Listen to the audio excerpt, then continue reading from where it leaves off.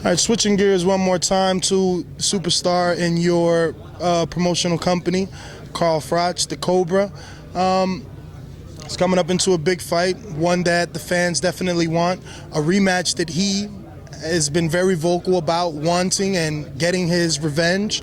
How do you feel about that fight coming up? Brilliant. We sold 17,000 tickets in 3 hours.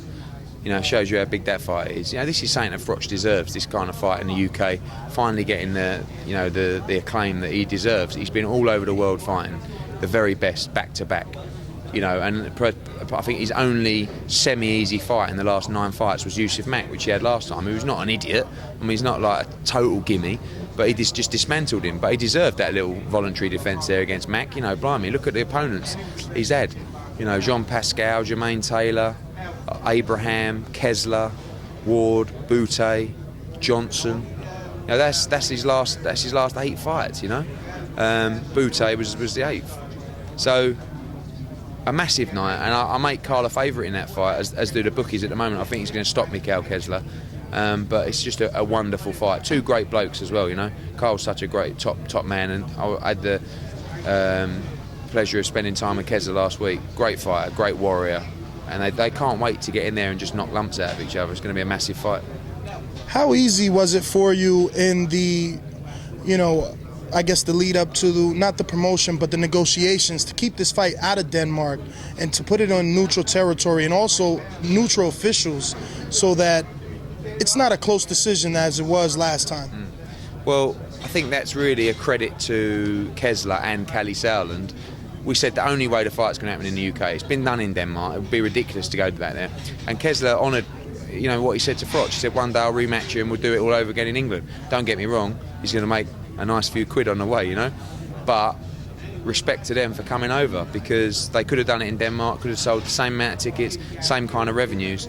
And that's the thing for me, is that I think Kessler wants to beat Froch, but Froch would rather be carried out on a stretcher than lose to Kessler again. And the desire to win the fight, I think, is what will see Carl Froch win the fight. Kessler wants to win, he wants a legacy in the sport. Froch wants revenge, and that's something very different. But everyone's talking about it. There's tickets going on black market for $5,000 a ticket. It's just gone absolutely crazy. It's the biggest fight Britain's had for, they're talking about 20 years.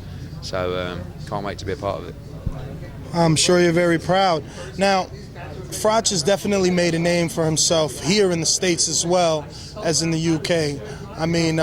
His name's got to go up there with the guys like Joe Calzaghe. He may have a better resume than a Joe Calzaghe at this point. Are we going to see that Carl Froch, Andre Ward rematch live on HBO? Are we going to get Carl Froch on HBO before it's all said and done?